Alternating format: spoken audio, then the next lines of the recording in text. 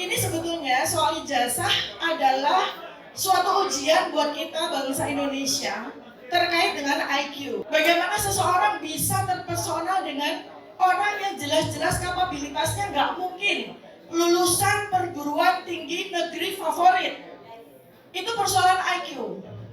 Bagaimana 50% dari rakyat Indonesia itu percaya kepada seseorang yang bahasa Inggrisnya bahkan mungkin SMP saja nggak qualified.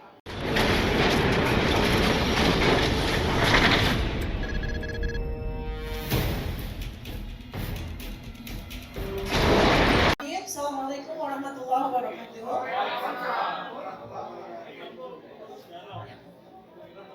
Ya, jadi sebenarnya saya pada saat diminta untuk bicara tentang ijazah, saya tidak membicarakan tentang kepalsuan ijazah.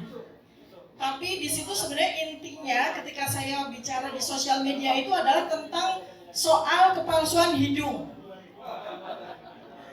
Karena justru itulah yang kemudian jadi viral ketika saya sampaikan bahwa karena latar belakang saya dokter, maka ketika melihat foto dan melihat aslinya bisa dengan mudah untuk membedakan hidung, ya, yang jelas tuh hidung. Mungkin kalau kuping bisa ketutup topi dan sebagainya, tapi kalau hidung jelas harus ada klarifikasi. Jadi sebetulnya yang saya minta untuk klarifikasi adalah soal hidungnya, gitu. Nah itu masalahnya, hidungnya siapa itu ya. Nah ini sebetulnya soal ijazah adalah suatu ujian buat kita bangsa Indonesia terkait dengan IQ.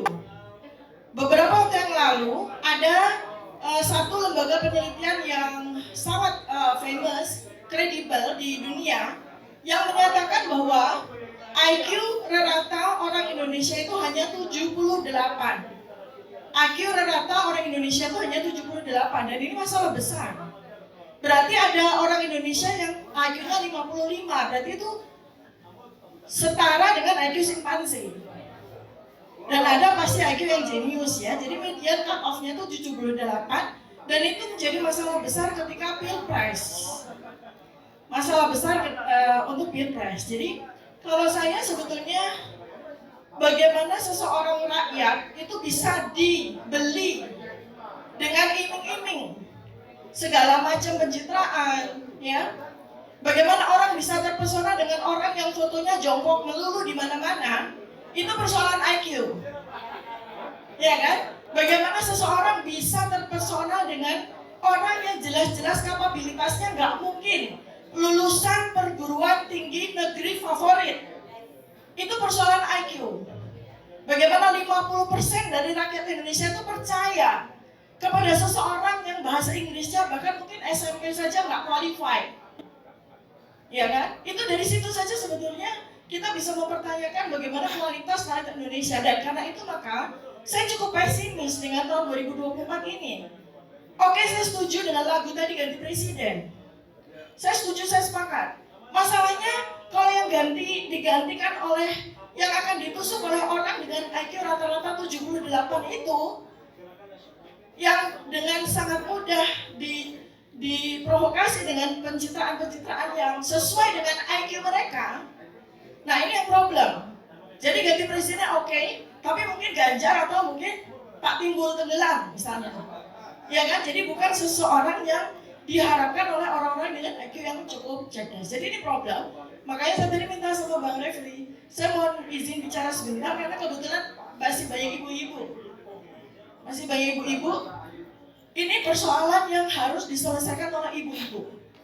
51% penduduk Indonesia itu adalah ibu-ibu yang sangat bertanggung jawab terhadap IQ anak-anaknya, yang nantinya akan menjadi pemilih di 2024 atau di 2029.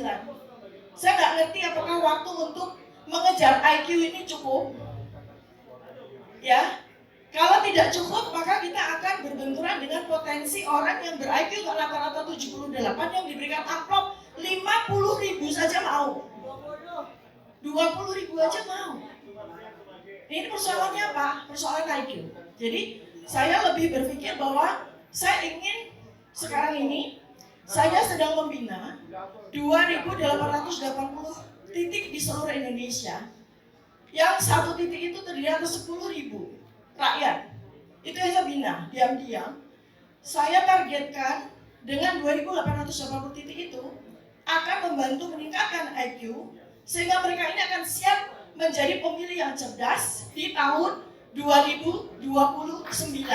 Itu target saya. Mudah-mudahan, ya.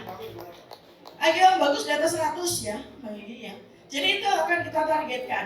Begitu mungkin mudah-mudahan menjadi satu pemikiran baru dari sini sehingga nanti apakah di tahun 2024 atau di tahun 2029 kita tidak tertipu lagi oleh orang yang bahkan bisa loh menipu orang 51% dengan ijazah abal-abal.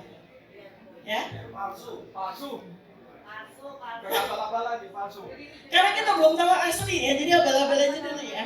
Baik, terima kasih banyak Abang. Terima kasih banyak Bapak dan Ibu sekalian. Mudah-mudahan memberikan pencerahan buat kita semuanya. Assalamualaikum warahmatullahi wabarakatuh.